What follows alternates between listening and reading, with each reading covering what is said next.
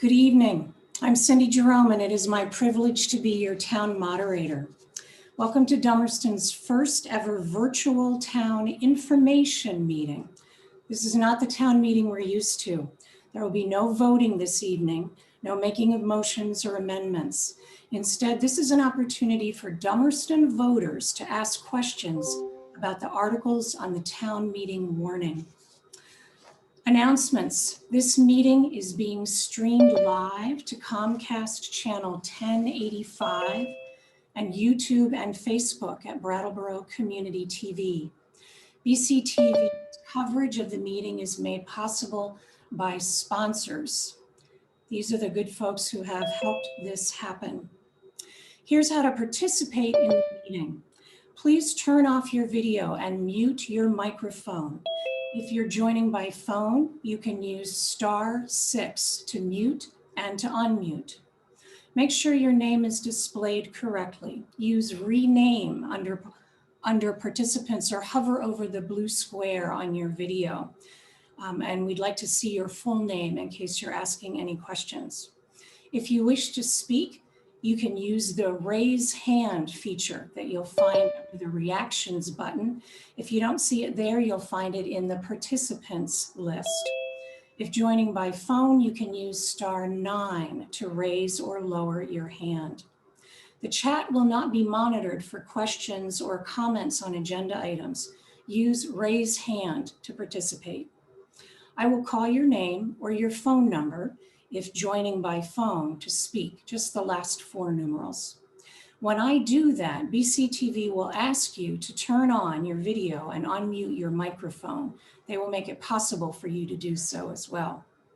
Please identify yourself by stating your name. Those of you who saw the instructions saw something about saying your street or neighborhood. We don't think that's necessary unless you want to share that with us. After you're done speaking, please stop your video and mute your microphone. As each agenda item is completed, I will ask the director to lower all hands to start the line for the next agenda item. This year, you'll be voting on every article on a paper ballot. Many of you have already called the town office and had your ballot mailed to you. It's too late to request an absentee ballot be mailed to you now, but you may call the town clerk and arrange to pick one up when the office is open. Tomorrow, Thursday, and Friday and Monday, the hours are 9 to 3. Lori, interrupt me if there's a change to the hours in these last days before Tuesday. In-person voting will be on the usual town meeting day, next Tuesday, March 2nd, in the basement of the Dummerston Center Congregational Church from 8 a.m. to 7 p.m. Note that while town meeting is usually, and voting is usually in the school, this year it's at the church in the basement. The printing of the town report was delayed. Some of you may have received yours, but for those who haven't, I invite you to go to dummerston.org, where the homepage has a link to an electronic version of the entire report. We'll be following the warning on page 67. I'll ask those of you who will be reviewing budgets with us to start by noting what page you're on. There are no known errors in this year's town report. Tonight's information meeting is an opportunity to ask questions. It's not intended to be an opportunity to convince your fellow citizens to vote one way or the other as we do at town meeting. You may speak once on an article. You may speak a second time only if no one else wishes to speak for the first time. Again, please turn off your video and mute your microphone. If joining by phone, use *6 to mute and to unmute. If you wish to speak, use the raise hand feature under reactions, or if it's not there, under participants. If joining by phone, use *9 to raise and lower your hand. So Article 1 is the elections, and we plan to allow the candidates for select board, because there is one contested race, to speak each for 2 minutes to introduce themselves and to tell us a little bit about their background. Rebecca Lotka, yes, I see you, you're on.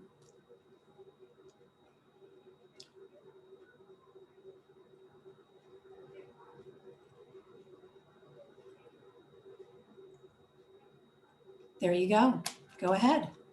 Okay. Good evening, everybody. I'm Rebecca Lotka. I live up Stickney Brook on Hopkins Road, and I am running for a 2-year term on the select board. I moved to Vermont several years ago, and Dummerston's a really special place to me. I'm looking forward to the possibility of serving on the select board, and you know, Dummerston being so special to me as it is to all of us, I'm really looking forward to preserving what's excellent about Dummerston, and also looking to, look ahead and see what changes can be made to keep us thriving and a happy community. So I'm really looking forward to the possibility of this, and yeah, getting to know more of you and working as a team. Thank you.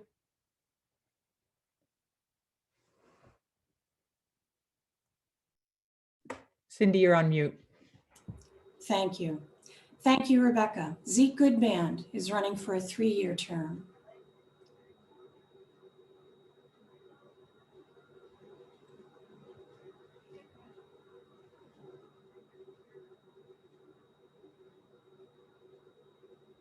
Can you unmute yourself, Zeke? There you go. Oh, okay. Shall I start again? Yes, please. Okay. Well, I'm Zeke Goodban. I live on Houghton Road. I've been a Dummerston resident for 20 years and lived in the area for about just under 40 years. I'm an orchardist and a nurseryman and a shepherd to a small flock of sheep. I've served on the select board for a number of years, and several of those as the chair or vice chair. I'm a frugal fellow. I possess an even temperament. I'd like to think I have a sense of humor. I love working on budgets and listening to all sides of an issue before coming to a decision. Wayne Emery, some of you know Wayne Emery in town. He was on the board when I first came on, and he said it, I think, better than I'm going to. And he said, being on the select board, he just wanted to do what was best for Dummerston.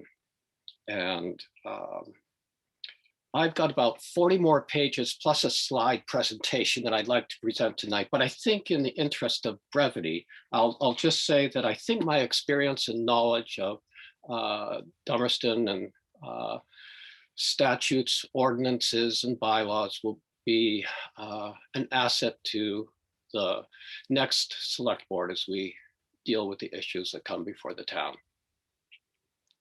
Thank you, Zeke. Todd Davidson is also running for the 3-year term. Todd. Thank you. Can you hear me? Yes. Just checking the audio. So good evening. My name is Todd Davidson, and I'm running for the 3-year term on the Dummerston Select Board. We live on Middle Road, and I'm a retired 20-year U.S. Air Force veteran. I think I have some abilities that I can offer the town, and throughout my work life, from my military career to my current place in government contracting, I've gained some insights into organizing issues and ideas into some practical approaches. I'm very open to varying viewpoints, look forward to continuing to learn about Dummerston and offer my insights and experiences to help our town run smoothly. With family in Dummerston and our plans to live here for the rest of our lives, we're wholly invested in the community. Christine and I moved to Dummerston in October of 2018 in order to be closer to family. And they're nearby with her dad over on Miller Road and her mother down in Leiden, Massachusetts. Christine has found her niche within the Dummerston Conservation Commission and has just completed volunteer Guardium ad litem training. So now I feel it's my turn to volunteer my time and effort to support this wonderful town. Recognizing it's been a difficult year, I look forward to making sure that Dummerston residents have all the services they need and that we're positioned to return to what will be the new normal. Although I've met many people through Zoom, I do look forward to meeting many more of you in person. So thank you for your time and your consideration. Thank you, Todd. There are no other contested races, but if there is anyone else who's a candidate for an office and would like to say something, please raise your hand now.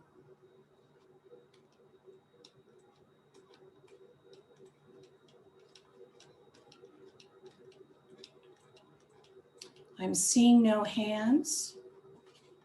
So we will move on to Article 2. Shall the voters approve the auditor's report of the town accounts? There isn't normally any discussion on this during town meeting, but if this is something you want to talk about, please raise your hand.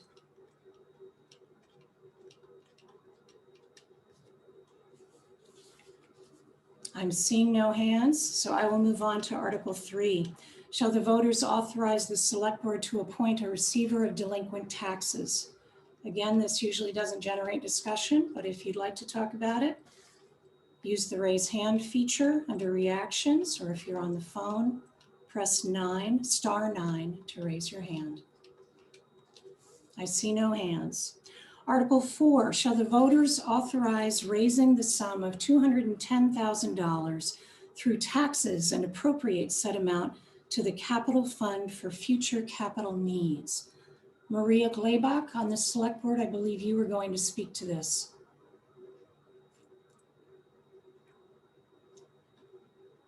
So *6 to unmute yourself. Maria. There you go. Yep. So we're asking the voters again for $210,000. This is exactly what we asked for last year. And to offset, you know, there's going to, the next few articles will speak to what we're actually going to purchase with the $210,000. But it's the same amount that we requested last year. Thank you, Maria. I don't see any hands raised. So I'm going to go on to Article 5. Shall the voters authorize the following capital expenditure: the purchase of a dump truck at a price not to exceed $170,000 and to pay for said purchase from the capital fund? Terry Chapman from the Select Board, I believe you're going to speak to this.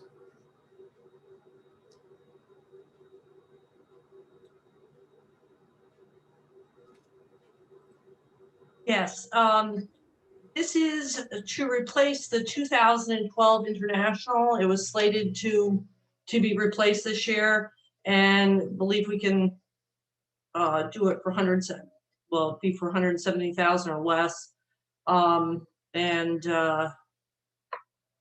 The town highway would be glad to replace it. I think at this point, this fiscal year, we have spent about $10,000 in repairs, and I think 11,000 in repairs last year.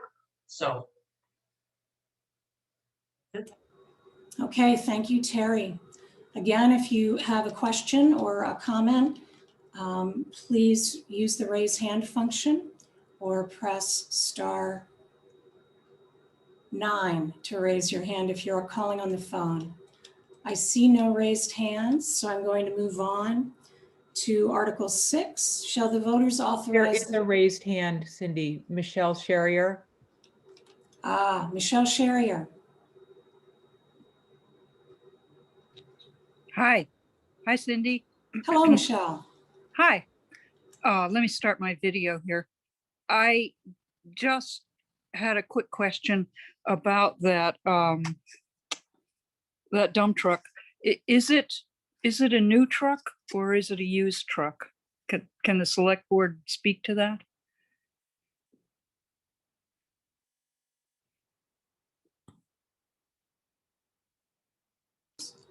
Terry, can you answer that? Can you be unmuted? There you go. It was put in 2012, so the truck is almost 9 years old, but it was bought new in 2012. But we're purchasing a new one. That's what I'm asking about, the new truck. Right, we're trying, this 170,000 would allow us to replace this 2012. With what? A new truck or a Yeah, used the new truck, yes. It's a new Yes. truck. Very good. Thank you for Yes. your answer. You're welcome. Catherine Gormley has a question. Yes, I have a question for Terry Chapman. I'm wondering about the old truck that you would be replacing, hoping to replace the 2012. What plans are there to recoup any investment in that by reselling? I believe that the highway foreman is looking to trade in with it, but I'd have to, if Lee's on the line, he would be better to answer that. But I believe this is going to be a trade-in. Okay, thank you. That's all I need to know.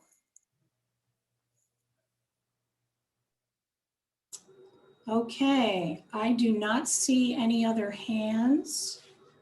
So I'll ask that we clear all hands, please, and we will move on to Article 6. Shall the voters authorize the following capital expenditure: the purchase of 2 sets of gear for the fire department at a price not to exceed $4,000 and to pay for said purchase from the capital fund. Rich Cogliano from the fire department can speak to this.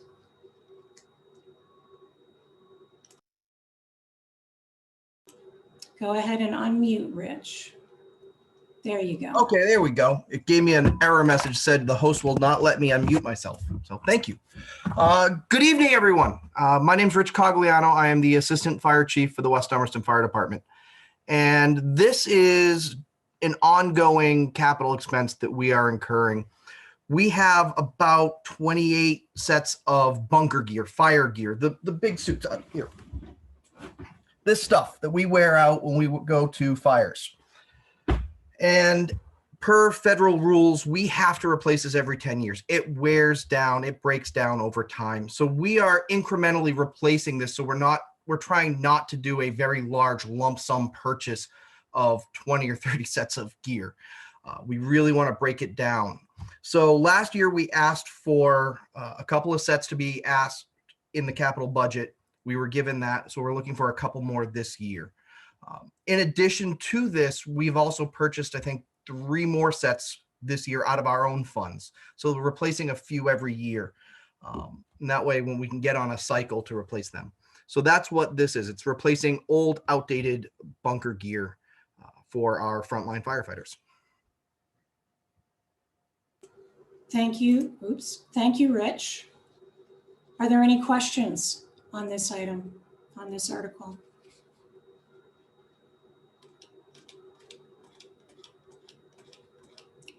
Okay, seeing none, we will move on to Article 7. Shall the voters authorize the following capital expenditure: the purchase of computers at a price not to exceed $6,000 and to pay for said purchase from the capital fund? Charlotte Near-Annis will speak to this.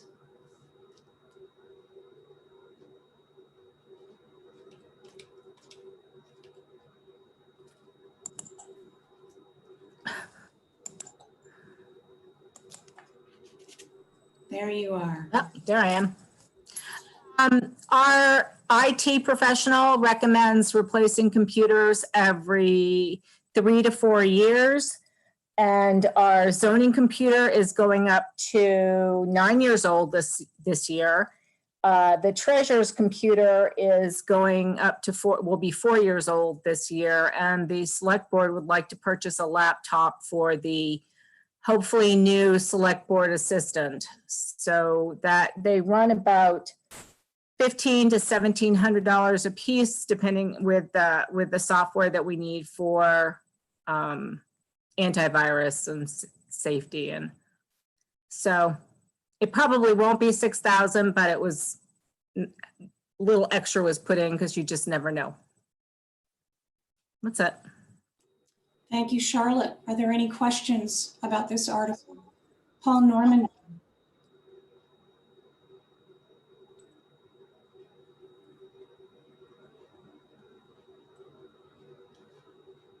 You're all set. Go ahead, Paul.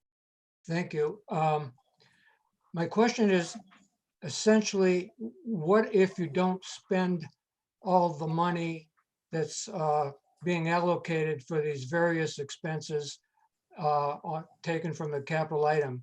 Does the residual stay in the capital fund, or does it just go out to the general fund? The residual stays in the capital fund like it does whenever there's a purchase that comes in below budget.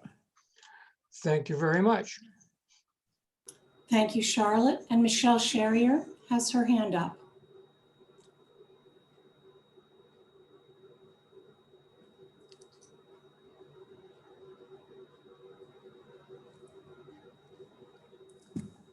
We can hear you, Michelle, if you want to go Very ahead. good. Thank you. Thank you. Charlotte, are these PCs anticipated to be essentially the modern version so that they have the capability to do what we're doing tonight, which is, with video and audio, et cetera, et cetera. One didn't used to have to assume that that was true in a typical office, but times have changed. So I'd appreciate knowing. We use Bill Vermouth computers for our IT, and he does purchases for us. Oh, start my video. Everything that he's gotten for us so far has had solid state drives and Good. video, audio capabilities. So I would assume they would. Very good. Glad to hear it. Good luck. Thanks for your time. Any other questions on Article 7? Okay, we'll lower all hands and move to Article 8. Shall the voters approve total general fund expenditures of $507,490, of which $314,907 shall be raised by taxes and $192,583 by non-tax revenues for the period of July 1, 2021 to June 30, 2022. Zeke Goodband, I think you're presenting this along with Maria Kleibach.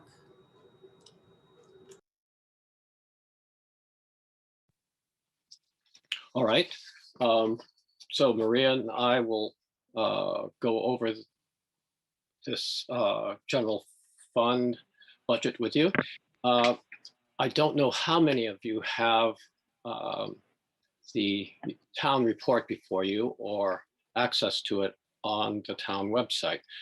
But if this were a regular town meeting, I'd ask you to turn to page 20 in your hymnal. And this would be the statement of revenue, estimated and actual. And for the proposed budget year of beginning July 1st, 2021 through June 30th, 2022, we estimate we're going to have a surplus that we're going to apply of $57,637. See, the next line down lists the taxes that we propose to raise to meet our proposed expenses of $314,907. Then going down through that list, liquor licenses, dog licenses, fees for issuing licenses, list all the other non-tax sources of revenue that we expect to collect. Turning over to page 21, we have other revenue and donations, miscellaneous revenue, animal impoundment fees, for total general fund revenue of $507,490. Below that on page 21 is a summary of municipal taxes.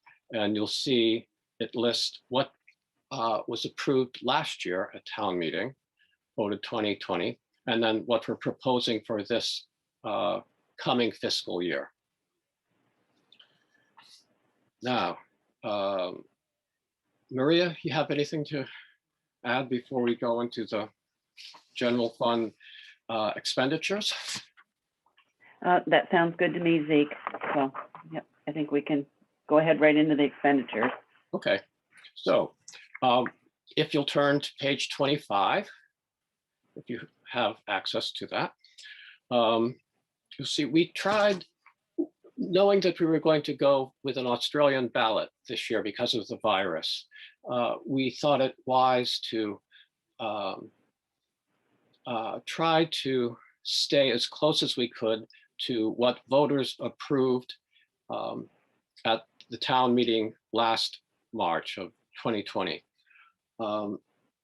Knowing that you wouldn't have the opportunity to amend items from the floor or discuss them like we usually do, but we thought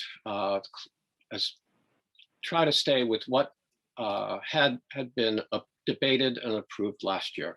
So so we tried to level fund as much as we could.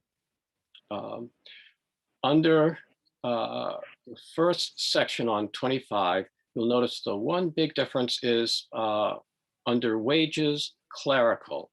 We're looking for a select board assistant. We've sort of been getting along. Maria Glaybeck has been serving as a select board assistant for a few years now. And Laurie Frechette was a very competent select board assistant, and I'm sure we'd welcome her back in a heartbeat if she wanted to take the position again. But we feel like we need someone who can help us with, or help the board with telephone calls, doing some research, just some of the background collection of information that we need, and that we're trying to divide up between the 5 members of the board as it is now, and try to get everything done. The select board's become more complicated than it was when I first came on the board. We have more issues that are coming up, more regulations, and we don't want to miss any opportunities or have something fall between the cracks. So we're looking for a little bit of help. So that's the big item here that is different from previous years. Turning the page, going down, pretty much not many changes. We're proposing the same amount for the sheriff. Rescue Inc.'s assessment is going up 1%. Not too many changes. The fire department is being level funded. Emergency management, we've cut that somewhat to just cover the expenses of keeping the generators that we have around town maintained. Health and welfare, the social services. We rely on the social services committee to vet all these organizations and the requests, and ask them to level fund for this budget year, which they did. They switched some figures around a little, but essentially coming up with the same amount of $13,795. Cemeteries, level funded. Library, level funded, as are items under the conservation section of our budget. Farmland protection at 5,000. I believe that will bring that fund up to somewhere around 46,000. The county tax, I'm surprised to say, actually is going down a little. It's been going up in past years quite a bit. And I've gone to all their budget meetings in the past, and tried to intimidate them into holding the line without success. And the one year that I didn't go, they lowered their amount. I wish I'd known that. I would have saved a lot of trips to Newfane. So we have general fund expenditures of $507 and $507,490. Maria, anything to add? That sounds good, what you presented, Zeke. Well, thank you both. I see Ruth Hoffman has her hand raised.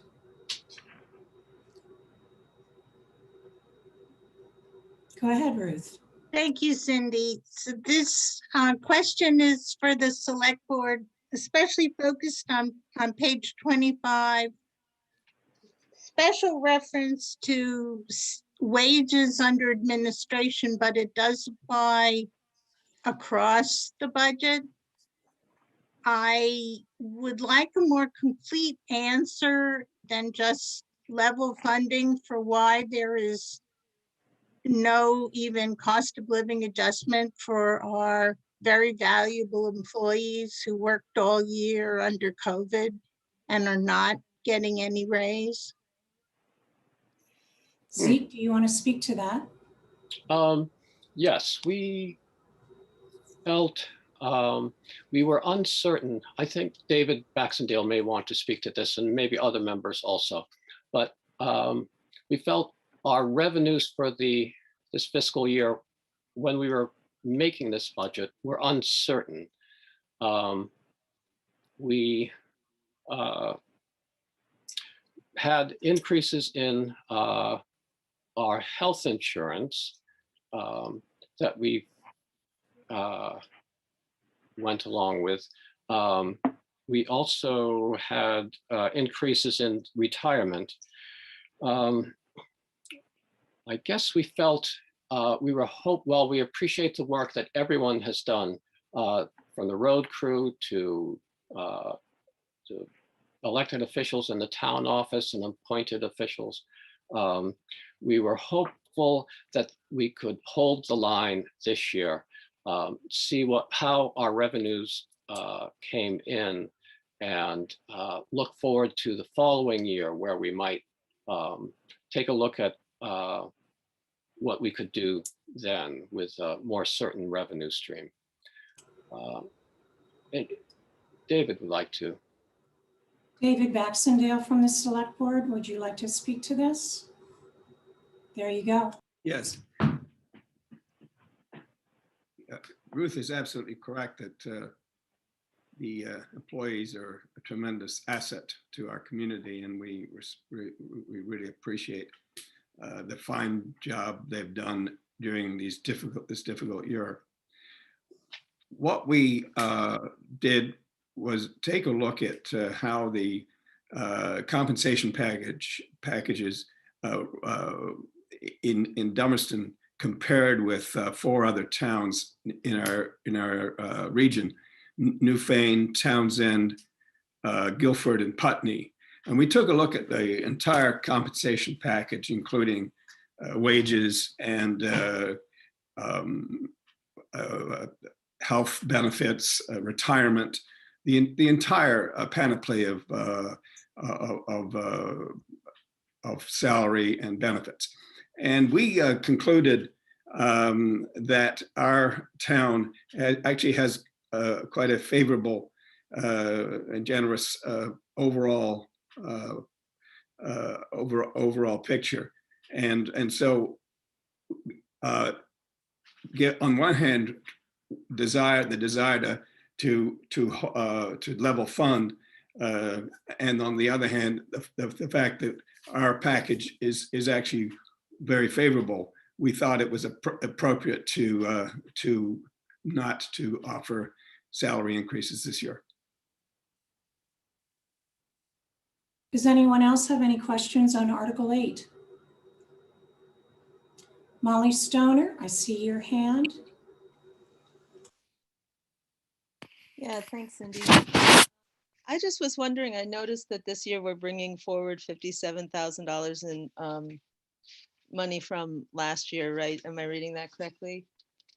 And Yeah. I'm wondering if there's any way, if that were to happen next spring, if some of those unspent monies could be allocated to a cost of living bonus or benefit, or I don't know if that's even possible in a future, like in the next year, if there's money, if there's a surplus, to be able to say, actually, we have enough to have given you an increase. Just wondering if anyone knows the mechanism for that. Zeke, you have an answer for that? The surpluses are generally from 2 years prior. I don't think there'd be anything that would prevent the next board, if they got to the end of the fiscal year and things were looking rosier, I think the process would be to hold a special town meeting in order for the voters to vote up, say, a bonus equivalent to a cost of living raise. I think so. There would be some ways of doing that, I think. Okay. Any other questions on Article 8? I see no hands, so lower all hands, please. And we'll move to Article 9. Shall the voters approve total highway fund expenditures of $560,535, of which $376,007 shall be raised by taxes and $184,528 by non-tax revenues for the period of July 1, 2021 to June 30th, 2022. Zeke, you'll be speaking to this as well?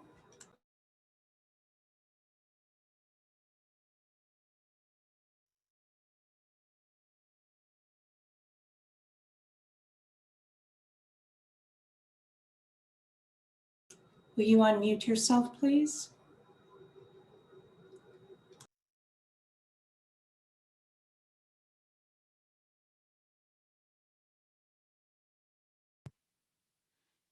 Okay. Yeah, it's a couple of my wives have often said most of my communication is nonverbal, so I thought I could get away with it tonight. But if you go to page 12 in your town report, let's see, you'll see the balance sheet, and then for the highway fund, and a fund balance you'll see of $54,028.21. And that's a surplus that we're going to be applying to the highway fund budget this year. And Maria, if I could ask you to explain that to voters while I keep shuffling papers here. Oh, here it is. Great.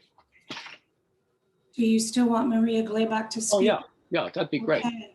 Maria, if she can be unmuted, please. There you go. Okay, so the surplus of 54,000, last year we did not have a surplus. Historically, we've always had like a 2-year lag in using a surplus, just like for the general fund. Last year, the surplus was questioned for the fiscal year we're currently in. So no surplus was taken last year. It was just retained in the highway fund so we consulted with the LCT, and they advised us on how to account for the surplus and that the 2-year lag was acceptable accounting. So this year we actually went back to including the surplus, and hence that's where we came up with the balance in the fund was $54,028. And that's how we arrived at the surplus to apply to the proposed budget.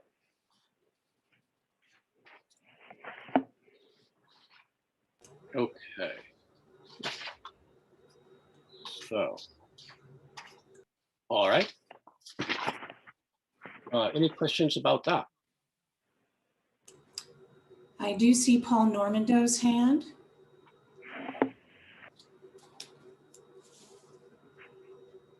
Thank you.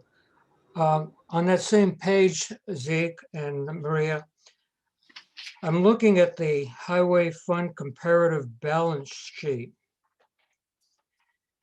And the ending balance on June 30th was 70,583.51.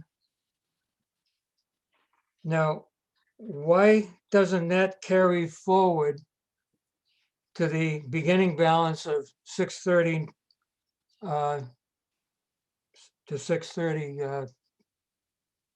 Well, it should be the beginning balance of 630.20. I don't understand these two columns, because usually when you have a balance in 1 year, at the end of 1 year, it should carry forward to the beginning of the subsequent year. And these just seem to start from June 30th and end at June 30th of the same year. So can somebody explain that to me? Maria, do you want to address that? I think you just touched on that earlier. The idea of the 2-year delay, I think, is relevant, but you are muted right now. There you go. Yeah, I think this, we actually don't do this balance. This may be more appropriate for Charlotte to answer. I'm looking at this balance sheet. I don't think that Paul, you're thinking that the 54,000 is a beginning balance. It's actually listed as an asset as due from the general fund. I'm not. I almost think this is better for Charlotte to answer, because we actually don't create this report that Charlotte does. So Okay. she may be able to explain it. Charlotte? Yep. Charlotte Annis, Town Treasurer, can you address this? These are both the end of the year balances. They're not, it's not the end of the year 2019 and the beginning of the year 2020. It's the end of the year 2019 and the end of the year 2020. If you look up at the general fund, it's the same thing. The total liabilities and fund balance end at 106,000 and begin at 22,000. It's not, you're carrying you have a lot of activity between the end of the year and the beginning of the year.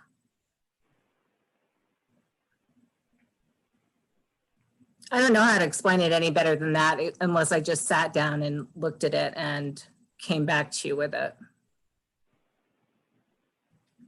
Okay. Are there any other questions on Article 9? We've just kind of started this article. Shall we go back to Zeke or Maria to go through the expenditures? Okay. On page 22, we list the actual and estimated expenditures for the highway fund.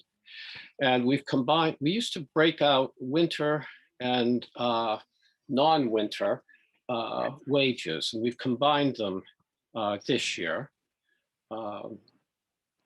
We have, let's see, we have the same amount, 95,000 for repaving. Salt and sand, we've tried to keep down. We noticed quite a large sand pile at the town garage. We thought we could maybe cut back a little. Let's see. Under diesel fuel, we thought when we were making this budget in October and November, December, that we could shave a little off of that budget. And recent events, you know, I have to question whether that was such a great idea, but we'll see how it goes. Our total proposed budget for fiscal year 2022 is $560,535. Thank you, Zeke. Are there any further questions on Article 9? Seeing none, lower all hands, please, and we'll Maria, have any other comments, Maria? No? Okay.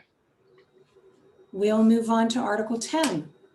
Shall the voters authorize raising the sum of $5,000 through taxes and appropriate said amount to the Highway Structures Fund for future structures projects? Maria Glaybach from the Select Board, I believe you're going to address this one.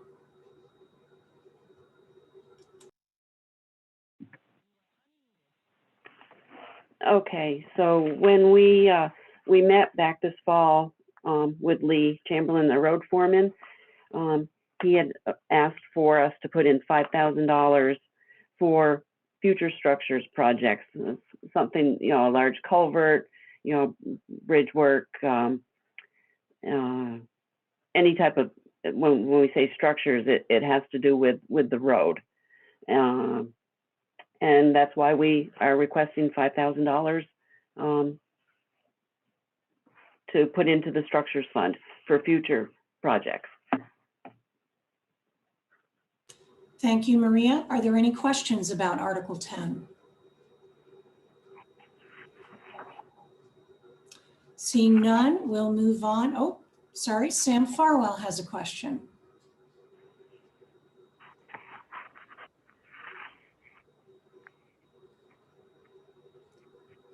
Hi. Go ahead, Sam. I look like I'm in a cave or something. I'm sitting in my car. Is there a balance on this structures fund, or is this the first? Are we creating the fund at this year? Maria, I'm right. No, this is a fund that's we've had for quite a while. I'm flipping through the book to see what the actual balance is on it. Okay, if it's in the book, I'll find it. Okay. So- Yeah, no, but this is not a newly created fund. No. Okay. So, Okay, thanks. okay. Charlotte, if you want to respond to that question, I'll call on you next, even though someone else had their hand up first. The current balance in the, well, not the current balance, the balance at the end of fiscal year 2020 was $11,263.20. It's on page 13. Currently, there's about $44,000 in that account from a highway grant from the state of Vermont. They gave towns money because we couldn't apply for grants this year. So it's a nice balance. Thank you, Charlotte. Jody Normando has her hand up.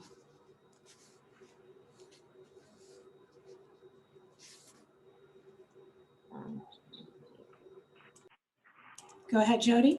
Am I unmuted? Yes, you are. Go ahead. Okay. I'm kind of confused. I'm not looking at at a town report. I'm looking at it online, and none of my numbers match up with what Zeke's talking about.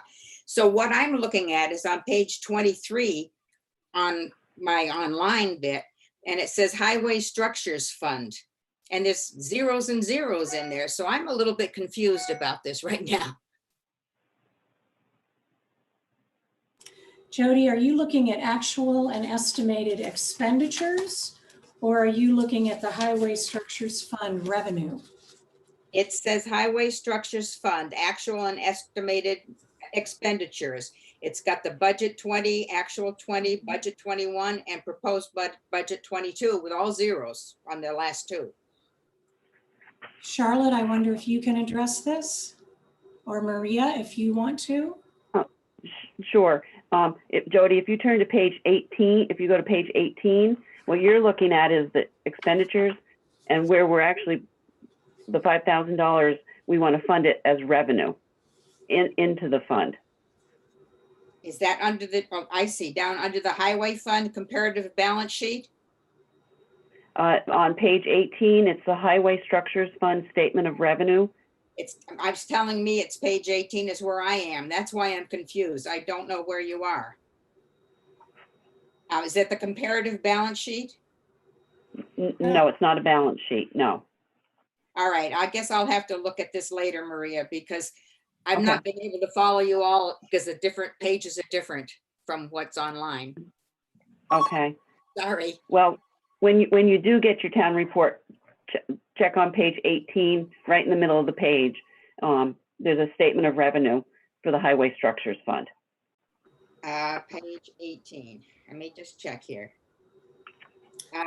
Statement of revenue and estimated and actual. That's correct, yes. Okay, because that says it's 24 on my computer, but then I found the page 18. Okay. Okay. Okay. Thank you. I'm sorry. Okay. Are there any other questions about Article 10? I've seen some hands raise and then go back down again. There are none raised right now, so I'm going to move on to Article 11.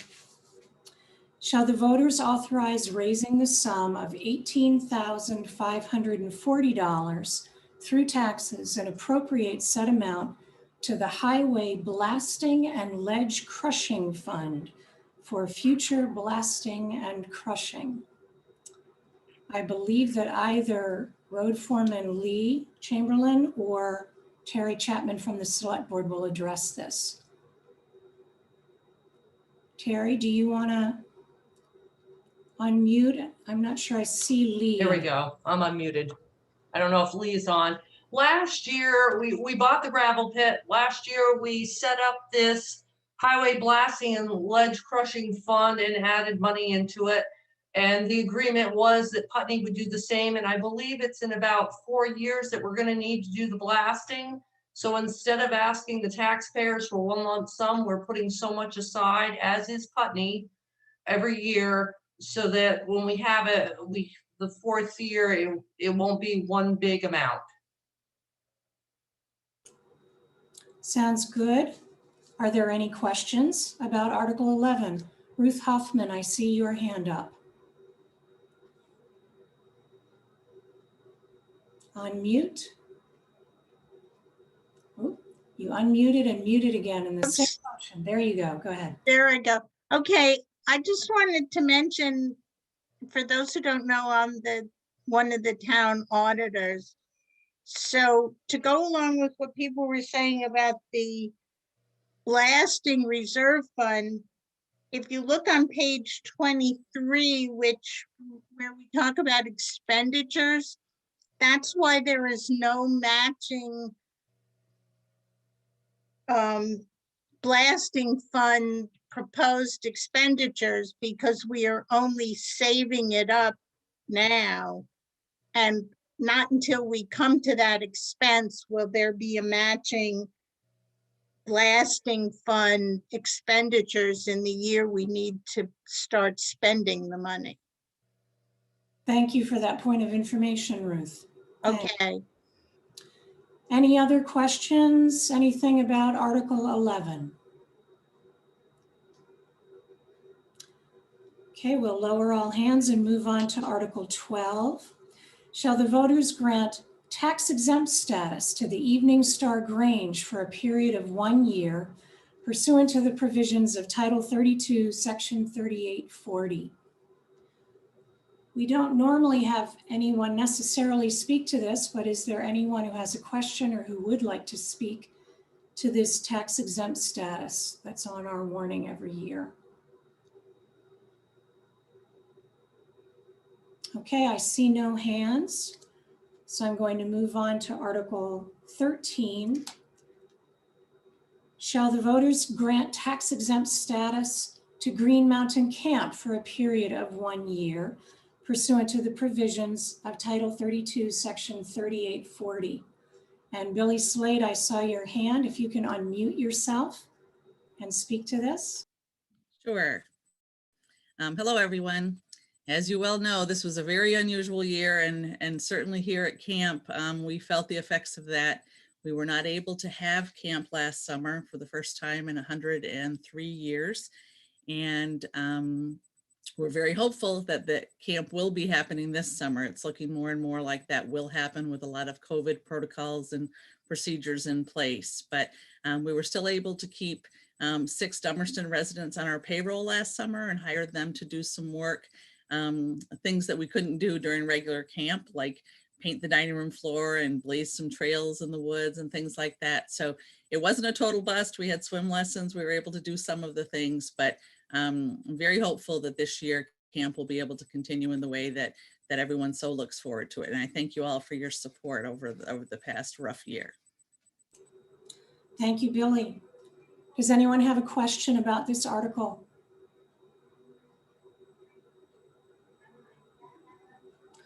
Remember to raise your hand. You can use the function in the reactions button. If you're on the phone, you can press *9. I see no hands, so I will move on to Article 14. Shall the voters of the town of Dummerston authorize the town to withdraw from the Wyndham Southeast School District? I'm going to call on Michelle Green. Michelle is one of Dummerston's 2 representatives to the Wyndham Southeast School District, and she's also the chair of the WSESD Communication Council. So Michelle, there you are. Go ahead. Hi. So I will just walk through the 2 articles to be sure that they're clear and people understand what they're voting on. If you can, I'm going to ask you to stick to Article 14, and then we'll come back to you for Article 15. Sure. So the first question, as read, what is asking very specifically, do we want our school to withdraw from the Wyndham Southeast School District that is currently comprised of Putney, Dummerston, Brattleboro, and Guilford?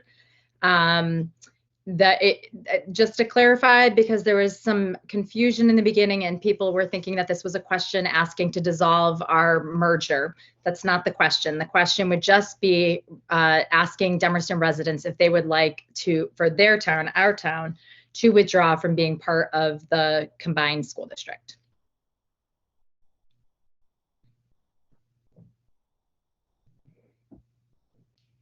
Are there any questions regarding Article 14 or any comments? Molly Stoner, I see your hand. The host is asking me to start a video. I'm not quite sure what that's about. Well, just show us your picture like you did the last time you spoke. You're unmuted, but you haven't started. There you go. Now you're muted, however. I know. I keep getting notes, things. I keep getting pop-ups that say a host is asking me to.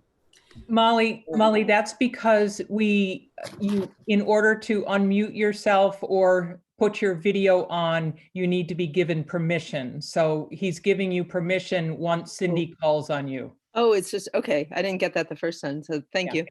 I just wondered, I've been at a lot of meetings, so I don't actually have questions about this, but I wondered if Michelle could show any of the information sheets that have been shown at some of the recent meetings to give taxpayers some of the Communication Council made a really, really informative form. I didn't know if that was on the plan tonight. No, I don't believe that Michelle can share documents with us, but she can certainly tell us all exactly where to go to find them. I've seen that information online quite a bit lately, and I'm sure Michelle can share that. Great, thank you. Yep, we have, if anyone wants to visit the WSESU.org page, so our school district website, right in the very front, there's a banner. And there is one form called the short document. It's 2 pages, and it is probably the most pertinent details that we thought to try to be concise. And then there's the long form, and that page, that document is 6 pages of more in-depth information comparing the changes and what it would look like both in the district versus if there was a dissolution process. And so again, that's on the district website's front page. WSESD.org. WSESU, which is the supervisory union. Yeah, a little tricky. Thank you. Yeah. Larry Crockett, I see your hand up. Larimore. There you are. Unmute yourself and you're ready to go. Yes. Okay. I was hoping that in this information meeting that we would have someone to speak to both sides of this article, to give a reasoned argument for either voting for it or against it. Is that possible? Well, as we said at the beginning, this is an information meeting rather than an attempt to convince each other to vote one way or another. But if someone would like to give a fairly dispassionate presentation of the pros and cons of this, Michelle, I bet you could do that, and others are invited to raise their hand as well. I can share some feedback, but I would rather give the opportunity to someone in the town if they want to speak first. Okay. I see a hand from Tammy. I think it's McNamara, but your whole name isn't spelled out on my screen. But Tammy, if you want to, there you go. You're unmuted. There you are. Go ahead, Tammy. Hi there. It is McNamara. Tammy McNamara. I'm a Dummerston resident, parent of 2 children in the Dummerston school system. Like Ms. Stoner, I have attended a number of meetings. The question that I would like to bring today is, has the select board in the town considered what the ramifications of this article will be on the school, the teachers in the school, the children in the school, the parents of the town? Because I have some deep concerns about that. And so I would like to put that question before the group. I'm going to answer that, Tammy, and if the select board wants to expand on it, they can. I think you might be assuming that the select board put this on the warning because they might be in favor of it. That is not the case. They were asked to put it on the warning by the school district. Is that right, Zeke? Yes, yes. And they did that as a courtesy, as all the other local towns are doing. So I don't think the select board has looked deeply into this question as a board at all. And they have not taken a position on it. Does anyone from the select board want to add to that? I'm not seeing any hands. Okay. So Michelle, I'm not seeing any hands. Would you like to just kind of lay out the pros and cons that seem to be at issue here? Sure. I'm going to be very careful to just try to stick to the facts that we're providing. I'm not really in a position to call something a pro or a con. I think that's a very individual assessment made by the person who's voting. An advantage, I'll call it. Basically, if our school district were to dissolve, were to leave the school district, they would have their own school board that only oversees Dummerston School. And it would, in that sense, it would look similar to what this town has seen in the past. And so that is the main benefit, unless somebody again from the public wants to chime in with more thoughts on that. But basically it'd be about what your representation looks like, and having your school board of just Dummerston residents meeting here in town, representing only the students in our town, in our school. So that's what you would gain. The changes that would occur if that were to happen, because the districts were state formed and put into this forced merge, the high school district, the BUHS 6 district, was also merged into our new school district. That district cannot be reformed even if all the towns decide to leave. So there won't be a regional high school, and what would happen would be that the towns would pay tuition to send their kids for the grades they don't offer to a high school. It doesn't have to be BUHS, but that would be for a future school board to decide. There's a path to reform a regional high school district, but it would entail all 4 towns wanting that, all boards going through all of the steps, presenting it to voters, all the towns voting, and it couldn't happen until after each town was independent and outside of the WSESD. So it would be a bit of a process. So that's a major change versus the going back, because there would not be that affiliation with the high school. It does change the cost of when we look at our current budget, what our per pupil spending would be. And so our per pupil spending goes up almost over $3,000 per student. If we were to use the exact same budget that is currently being devised. Now, a future board could create a new budget, and I can't speak of that because it doesn't exist. But looking at the budget that our school board is asking people to vote on and support, because we believe it's necessary for the school to operate its best, that budget, if it were just simply moved over and turned into a freestanding Dummerston school district budget, we do lose valuable deductions that could be applied. And so there's a dramatic increase, and that would have to be addressed.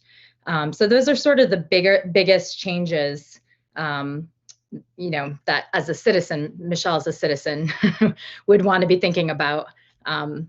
So I don't know if anybody else wants to share. We would still, let me say this too, we would still be part of the Wyndham Southeast Supervisory Union. That's that SU. So we have always been, and we have equal representation on that board, and that is the service that covers our special education, our transportation, our food services, our administrative things coming out of the administrative office, tech support, financial oversight, superintendent, and then the Office of Diversity, Equity, and Social Justice are all part of that, so that those services would not be interrupted in any way at all. Thank you, Michelle, very much. Suzanne Weinberg, you have a hand up. If you want to unmute.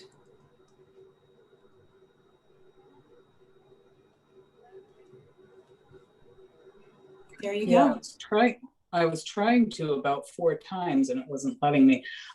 Yeah, I just wanted to add that there have been some good letters in the Reformer and also in the Front Porch Forum, both for and against. There was a very good letter from a bunch of Dummerston teachers and other concerned citizens that was urging us to vote no. And then there was a letter from Jody Normando in the Front Porch Forum that was urging us to vote yes. And so for the person who was asking for pro and cons, if you look back in the Front Porch Forum, you can see those arguments. Thank you, Suzanne.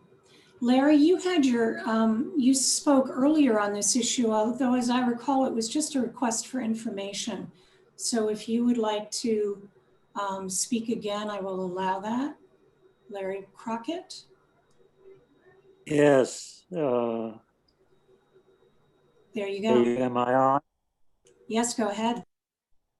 So I wondered if the vote was successful and we did withdraw from the union, would there need to be a special town meeting to form a new school board and have elections? There would be. It's not a straightforward process, and that would be us discussing the next article. But yes, if all of the steps worked out and so that the town was able to withdraw, then there would be an election held to elect a new school board for Dummerston that would actually be paid for by the Wyndham Southeast School District, and they would be reimbursed when that separation finally happened. Thank you, Michelle. Jody Normando, I see your hand up.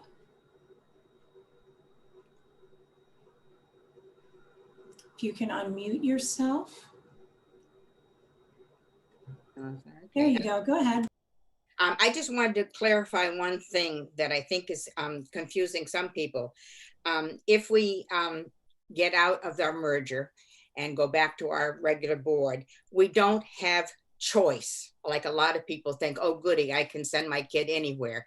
What happens, I do believe, is that the school board would identify maybe 3 different schools that the students could go to.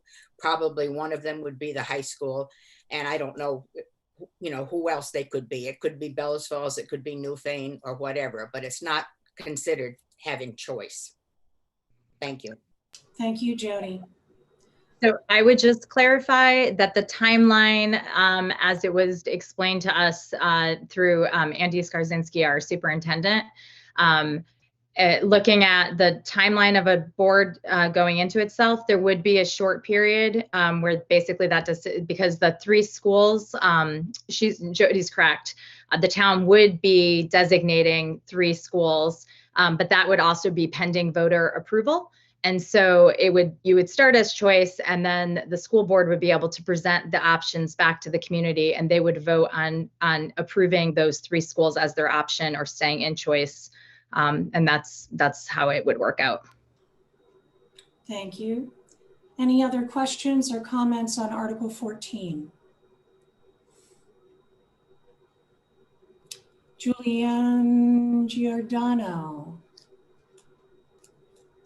We see you. There you go. Go ahead. Hi there. Yes, hi. I had attended a meeting last night where some information was presented regarding tax implications for Dummerston residents, and the information form referencing that taxes would increase, especially for smaller towns like us, should we unmerge. And I am just wondering if somebody can clarify that and outline what that looks like. Michelle, do you have that information? I can just sort of cover that. There is a form that is available. It's hiding deep on the website, I'm sorry to have to tell you. And if you aren't familiar with school financing, I think it's a little complex for most people. But again, hypothetical situation, a hypothetical budget was created using the current budget. So it was just using the exact same numbers. I can read, what did we write? Any town that withdraws from the district will have an increase in spending per pupil if they continue providing the same services and programs as are currently available under the WSESD. This would result in an increase to the tax rate for that town and possibly for other towns remaining in the WSESD, with smaller districts feeling a greater impact and increase in tax rate. So again, if the budget that we are currently utilizing and asking voters to please support, if that same budget was being represented, we would see a significant, actually Dummerston was hit pretty much harder than any of the other towns. That now, again, a new school board would have control over creating a new budget and they would have to work with those numbers actually, because we would far exceed the state cap where we step into a penalty. And I don't have my notebook with the right numbers, but it was close to $3,000 difference. I think it was $2,720 over per pupil would be the shift to using the current budget that just our school is holding. So I don't have a lot more I could offer, especially without pulling up documents. And I wouldn't even want to try to tackle that. That's what we have our finance person to do in the office, but that is sort of to the point of it. And again, it's based, I'm just going to keep saying it's based on the current budget that we have put forth in front of the voters, just taking that same budget and looking at it as if Dummerston were suddenly a freestanding independent school district. Christina Naylor, I see your hand up.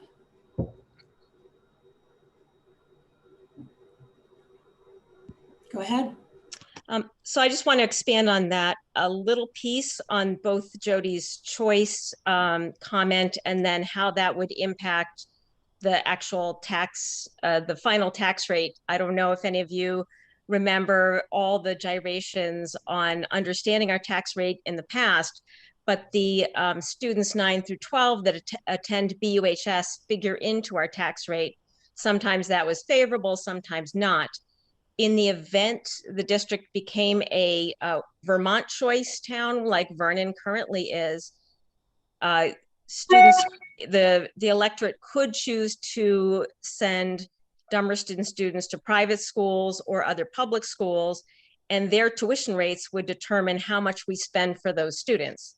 So the statute reads, the electorate could determine up to 3 schools to send our students to in the event Dummerston became a choice. I'm not speaking for or against, I just want to lay out what the statute says. So there's different statutory requirements for how public schools and private schools are compensated for the students that they would receive from Dummerston. So it's impossible to understand what the full tax rate would be for 9 to 12 students until the electorate has voted. I know Vernon spends about, I contacted Carrie Amadon, and Vernon spends about $17,500 for their 6 through 12 students. But we might have a very different mix, and we may choose different schools. So that's only how one town is figuring out their tax rate. So it's really an impossibility, as Michelle said, to determine what the tax rate would be, especially because the new board would determine the pre-K through 8 spending. And then I would think that if the electorate chose all BUHS, that'd be a very clear, tax rate calculation. But without the electorate determining where students are going, you couldn't possibly know. Thank you, Christina, our former school board chair. Ellen Rago, who's one of our teachers, would you like to speak? Go ahead. Yes. Hi, thank you. I don't know who to direct this question to, but I think that what Christina just said was very important. And I'm curious, if we had more time to do the planning for this, would we be able to form those relationships ahead of time with those schools and therefore understand better what the implications might be for our tax rate? So Ellen has asked a question. Michelle, Christina, are one of you able to answer that question about having more time before we move into a process like this?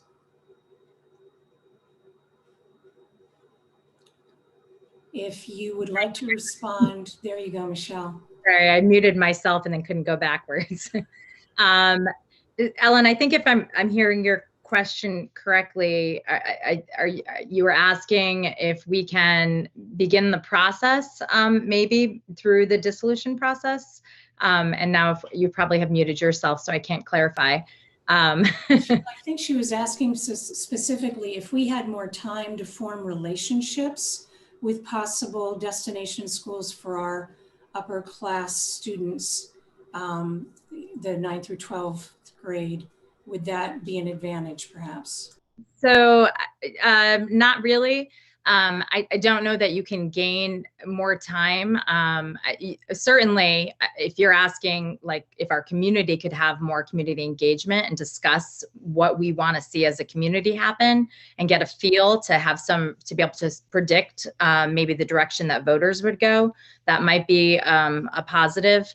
As far as the powers of a school board that would be taking us through a transitional period, they're limited to just having the powers necessary to separate from the Windham Southeast School District. So that would be creating a budget and probably representing like contractual changes with teachers and that type of stuff, but they don't have the power to begin the process of establishing relationships with other schools or creating, impact studies or anything like that that would need to come with working together. And also I'll just in case it's not clear, because this question is about if Dummerston were to leave, the only way that all 4 towns could come back and create a regional high school situation would mean if there was a total dissolution. So if just Dummerston left, that there would not be a path for that. I did look into it, And the Wyndham Southeast School District would not be able to divide itself essentially to share that with other towns. So it would have to be all or nothing, basically. So I hope that answers your question. I want to make the point that while I said earlier on that each person can only speak once to an issue, unless everyone else has spoken for the first time who wishes to, I'm calling on Michelle repeatedly because we have elected her as one of our representatives from Dummerston to the school district, and she is more knowledgeable about this than any of the rest of us. Christina, you spoke once before. You have your hand raised again. Christina Naylor, I'm guessing it's because you want to also provide an answer as you did the first time. If that's the case, please go ahead and let's open up Christina, please. There you go. Go ahead. Yeah, I just wanted to follow along a little bit for Ellen. The amount of tuition that is sent to a private school is determined by statute. I think it's around 15,000, but I've been out of the game for almost a year now. So, and then what you send to BUHS is the published tuition rate for BUHS. If we were to send students to Leland and Gray, that would be their published tuition rate. So that's all determined by statute. You don't horse trade and set your own fees or get any bargaining by relationships. You might develop relationships that would help indicate how many students would go one place or another, which would then impact our tax rate.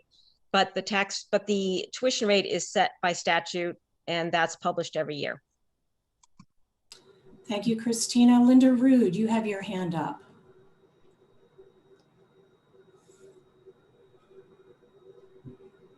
You're unmuted. If you can turn on, there you go.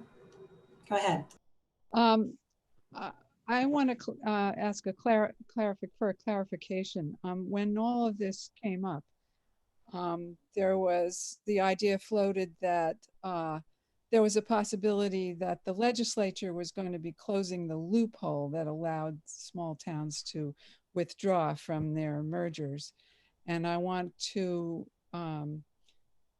ask the question as is that the case? Is there anything pending in the legislature that would close that loophole? Michelle, can you answer that question for us? And yep. Cindy, it's Roger. I also have a question, but I'm going to show up as Linda Rude. Fair enough. Go ahead, Michelle. Yeah, so that is speculated. The State Board of Education had made some comments saying as much when the first case of Reedsboro and Halifax, when they were separated. So there's a reasonable speculation there.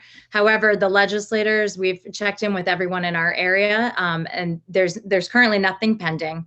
And the feedback we've gotten from our legislators is that this is not something that interests them right now. They have they're looking at a number of other more significant things that need to be dealt with this year regarding our students. I do know that there's actually some new legislation that is specific because currently the statute that we would be pursuing does not clearly grant us a path as a state-formed district to withdraw. The wording in that statute actually specifies a town that voted to form a unionized school district can vote to leave one, and we didn't vote. We were state-formed. So Mike Maricki has actually introduced legislation to create something that would specifically allow a path for a state-formed district to withdraw from a unified district. So if anything, it's the opposite right now. But of course, I can't predict what legislators will do. So there's Thank you, Michelle and Roger. If you'd like to ask your question now, go ahead. Thanks. My question has to do with the hypothetical tax rate if we were to revert to our local school board. And my assumption would be that the hypothetical tax rate is based on the current budget as it's been developed for the whole district. In other words, it would be to fund all the programs which are now currently available to Dummerston kids through the Unified School District. So could we therefore assume that if a local school board was formed and was trying to knock that budget back down, so it comes more in line with the thresholds that we're asked to meet, could we assume that that would mean that programs and services would have to be cut to reduce our tax rate from the current hypothetical? I think that's pretty much just what you were saying, Michelle, and I see you nodding your head, that the way to keep the tax rate level would be for the new board to make some real changes, that is, cuts in the budget.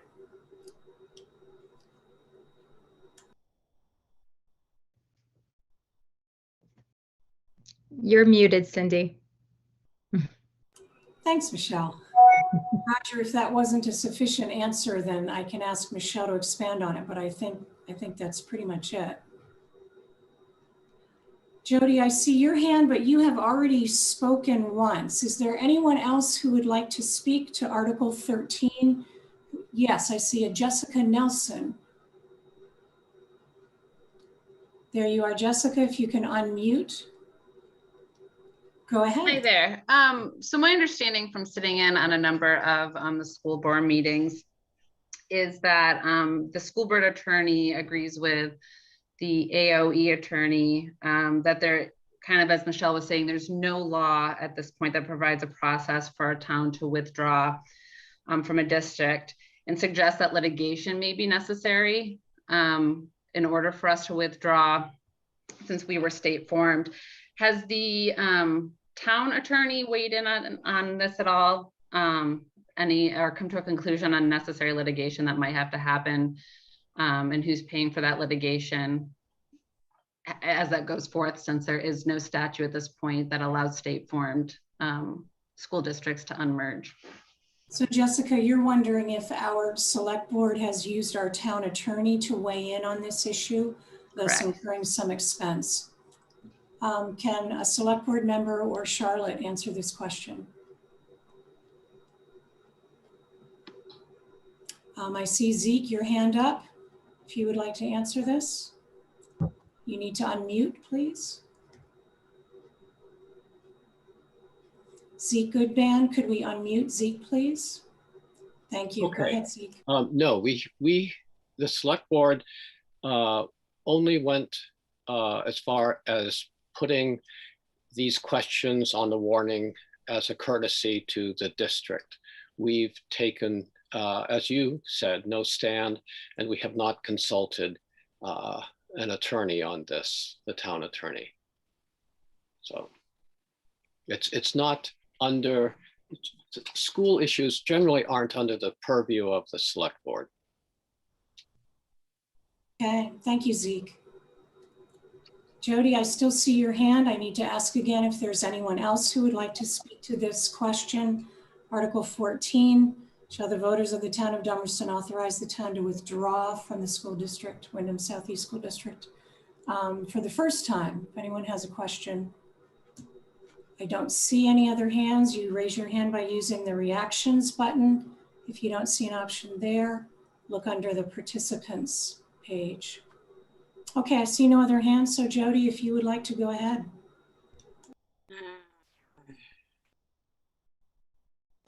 Jody, you are both muted and you're not visible. There you are unmuted. Can you turn on? Perfect. Go ahead. Okay. I just want to clarify a couple of things from my perspective. I want to stand up for the WSESD board in what they have done in putting this vote out. I know the time is short, but they did know the Board of Education and the Agency of Education, and at their meetings in December and in January.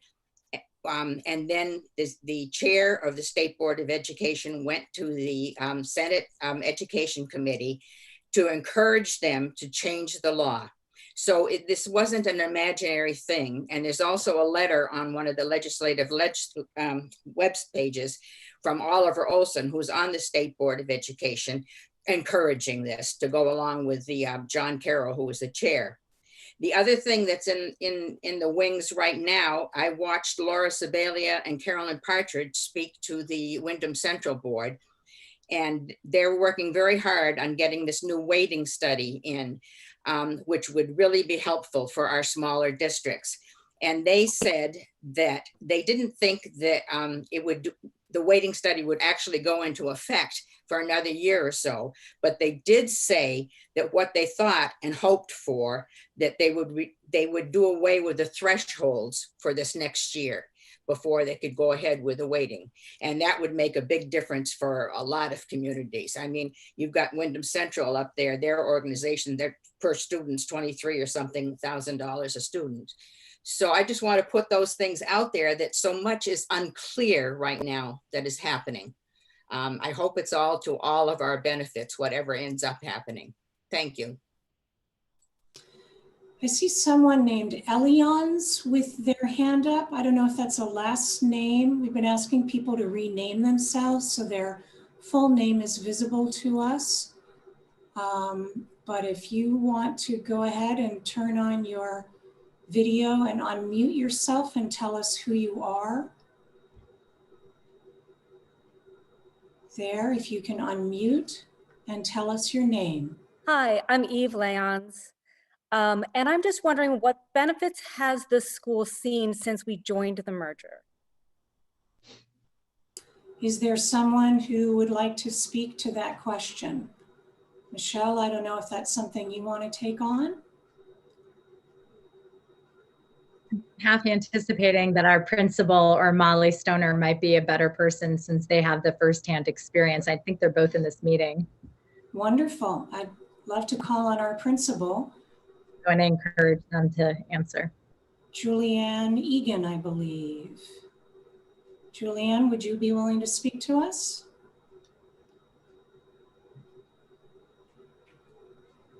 Sure. Thank you. Sure. Hi, everybody. I'm Julianne Egan, principal of Dummerston School. Trying to keep my comments brief, but I think really from my perspective right now, everything is in the context of this pandemic, right? And the challenges we've faced as a result of that.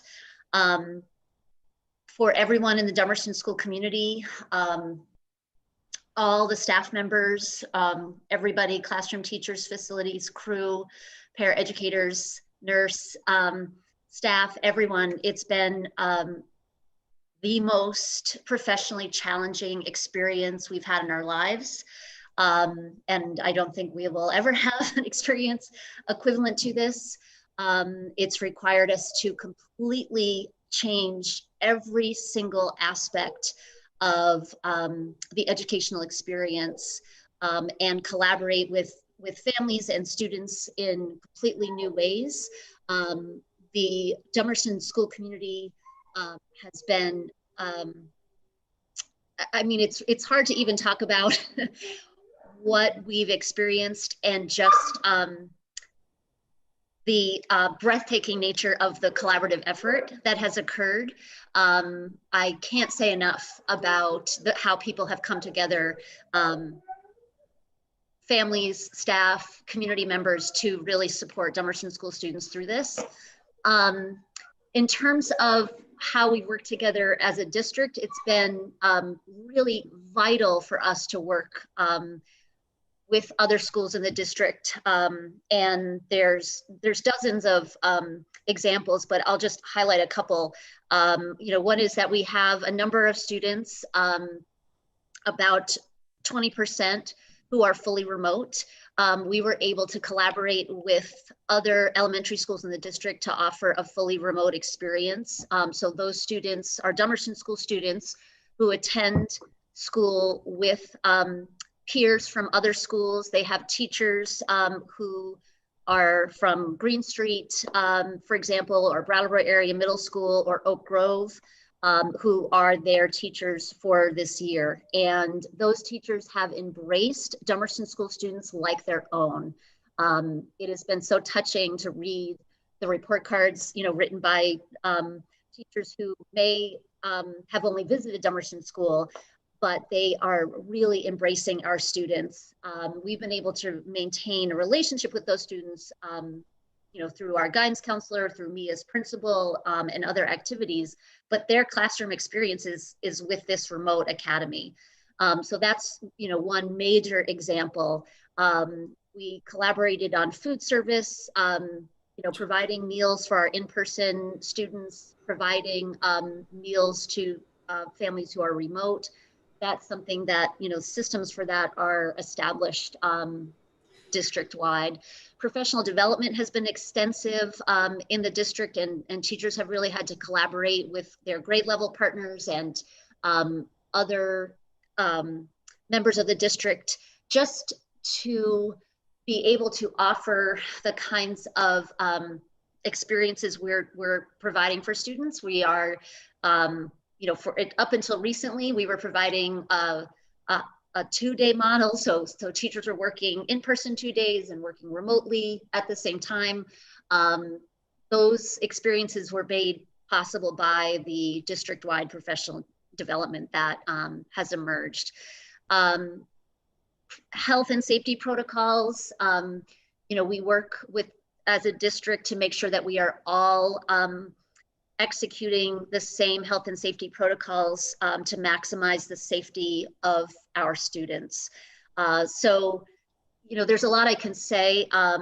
The interdependence has been so important because it has been, this experience has changed all of us as educators, and in a lot of ways, we've learned a lot. We've come together. It's going to continue to change us as we work on really the recovery from the pandemic. And so I expect, this collaboration across the district is going to continue to be really vital. So thank you. Thank you so much, Julianne. Molly, I see your hand. However, you've already spoken, so I'm going to call on Carrie Newton first. Carrie? There you Hi, go. yes, I did. Hi, I have a son who is in 2nd grade at Dummerston. Joe and I have lived in Dummerston our entire lives. And I just want to reiterate what Julianne said in regards to that our son is fully remote due to health conditions and reasons in our home. And the support, and I've asked candidly, would we be receiving this support if we weren't a unified district? Because that was important for me to know. And the answer was no. He's receiving an amazing education from a teacher in Green Street School. He's receiving his counseling support still from the Dummerston School, and are receiving remote meals from the district. So because of the pandemic, our son is receiving a top-notch education and still feeling part of Dummerston community and Green Street community. And I would just say that I would be curious in a positive way of what could this unified district do outside of a pandemic, because what they've been able to do and provide for children on an individualized level is just unbelievable. Thank you. Thank you, Carrie. Susan has not spoken yet. Susan Megularo.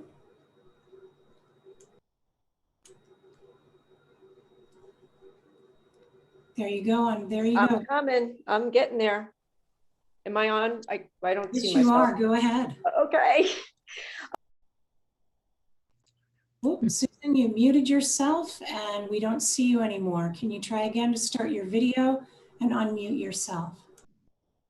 We see you, unmute, and then you can speak. Come on. There it goes. Okay. All right. So I just want to speak to, just don't mind me, I'm not good at public speaking. When we were putting together our alternative governance structure, and that's what I also think we would be able to do at the SU level. One of the things was be able to hire all the teachers at the SU level and share them. We discussed, at the time we didn't know of obviously the pandemic or Zooming, we didn't know about, but we proposed Skyping different teachers for different students in different schools. And that was one of our proposals. And we had also proved that the AGS would be cheaper to our school and to other schools as opposed to the merger.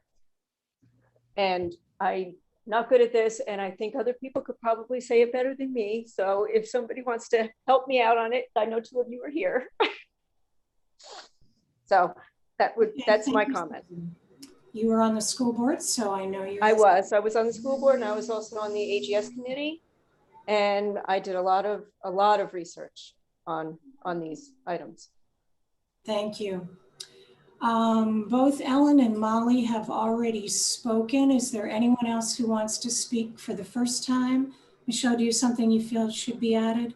I just want to clarify. I appreciate Susan sharing her thoughts. I know I'm getting a little bit more comfortable speaking in these settings, but just to bring it back to the question, the article that people will be voting on, this is a situation where we're only voting on our school leaving the district.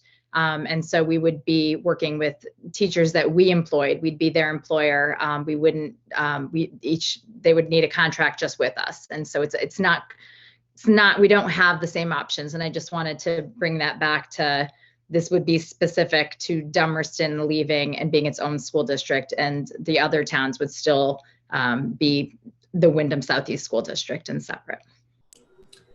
Thank you for bringing us back to the article. I see no one who hasn't already spoken yet. So Molly Stoner, I'll call on you now. Unmute. There you go. Yeah, I think the other time I spoke, I just asked for the information sheet, but it's great to have a chance to speak now. Thank you. So I just want to echo what Julianne had said. She said many of the things I was thinking. The one thing I would just share as a teacher, I teach fourth grade at the school, is, and it's really hard to discern out what's pandemic and what's merger, because they happened close to simultaneously. But one of the things that I've really noticed is it's like a comparison in a healthy way, if that makes sense. So schools are noticing programs that a different school has that they might not have. And it's not like a competitive thing, like, oh, we need that, or like we should take that. It's like, oh, I see the benefit of that. Can we make it happen? And some ways that I've seen Dummerston students benefit in that way is through more technology services. We were pretty slim on technology services in the last however long. And then also outdoor play and study spaces. Just in terms, some of it may be financial, but also visioning. And I think that inspiration that schools are getting from each other is something that people may not have anticipated. I don't know that I conceptualized that before, but it does feel very real to me. And so I just wanted to sort of share that perspective as a boots on the ground person. Thank you, Molly. Ellen Rago.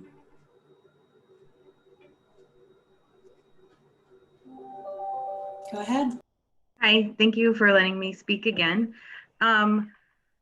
Just thinking back, reflecting on what you said, Susan, Act 46 was so divisive and this merger was so unpopular. And it's really tempting to want to go back to the way that things were before the merger.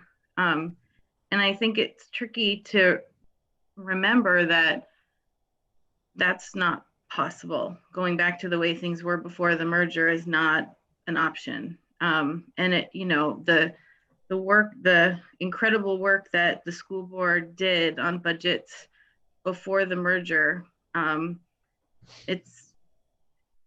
things are different now. And I don't know that we can compare the numbers that you guys were able to magically come up with for those budgets to what we would have available to us if Dummerston were to leave the merged district. And so it's just sort of a cautionary a note of caution. Thank you. Thank you, Ellen. I'm going to point out the time. We had thought of wrapping up this meeting at 8 o'clock, which was when the select board planned on having their last meeting of the town year. But I will ask if anyone else feels they have something they really want to say or share about this particular article before we move on to Article 15. I'm seeing no hands, so if we could clear hands and mute if you've left yourself unmuted, we'll move on to Article 15.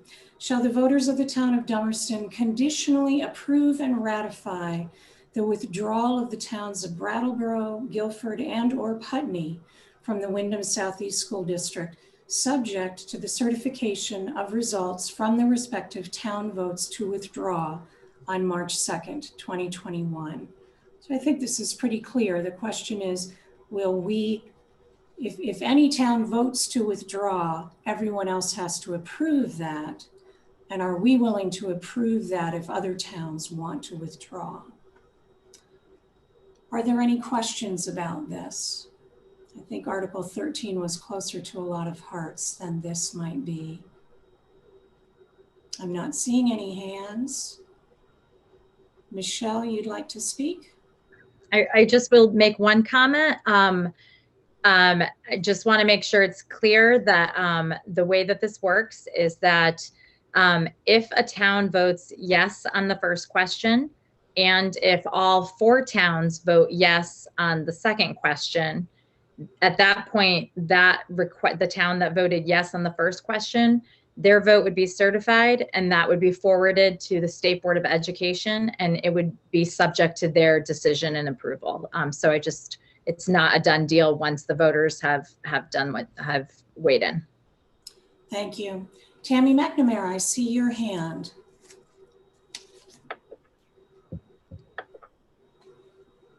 You are unmuted. We don't see you yet. There you are. Go ahead. Hi there. I assume this question would be for Michelle, but Michelle, how would it affect our town specifically if, say, we stayed in the merger and we voted yes to allow another town to leave, and say another town left the merger? How would that affect our school? So we did run through using the same way that we came up with the hypothetical numbers based on our current budget, and we pulled out each town, different combinations of towns, and ultimately, when you have less students that are part of a school district, then your costs go up. The way when you look at the remaining budget. So in every scenario, based on the current budget that we're using, whether we pulled out 1 town, 2 towns, or 3 towns, or total dissolution, there was an increase in student spending, which would mean an increase. It would be made up in taxes or budget cuts. Todd Davidson, I see your hand.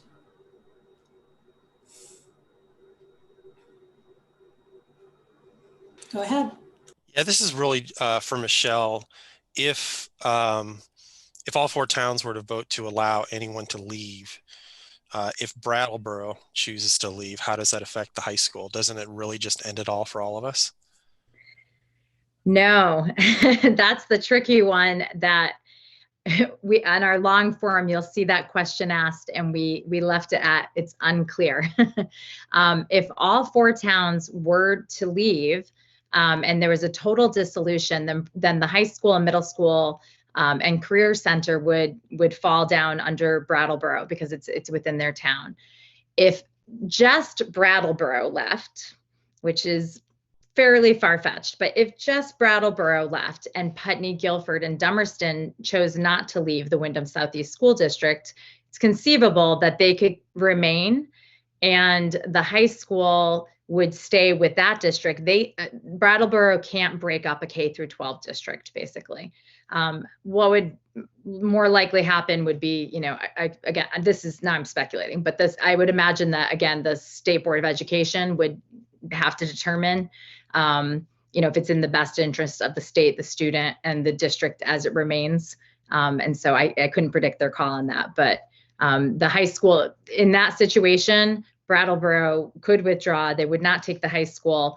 And the part that's unclear is whether or not they would have to pay tuition to send their students into the Wyndham Southeast School District to go to high school.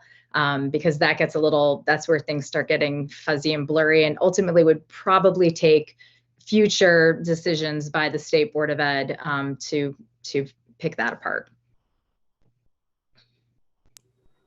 Thank you, Michelle. You've been very useful to us this evening. Thank you. I don't see any other hands. So I believe that we have reached the conclusion of our meeting. I want to thank you all. I think this has gone splendidly. Thank you for your participation and your questions and your concerns. Please do remember to vote. If you'd like to get an absentee ballot, you can call the town office and ask Lori, our town clerk, to meet you while the office is open. She will hand you one out the front door. That needs to be returned by Tuesday at 7 p.m. Or you can vote in person in the basement of the Center Church from 8 a.m. to 7 p.m. It is not in the school this year. Thank you so much. Goodbye.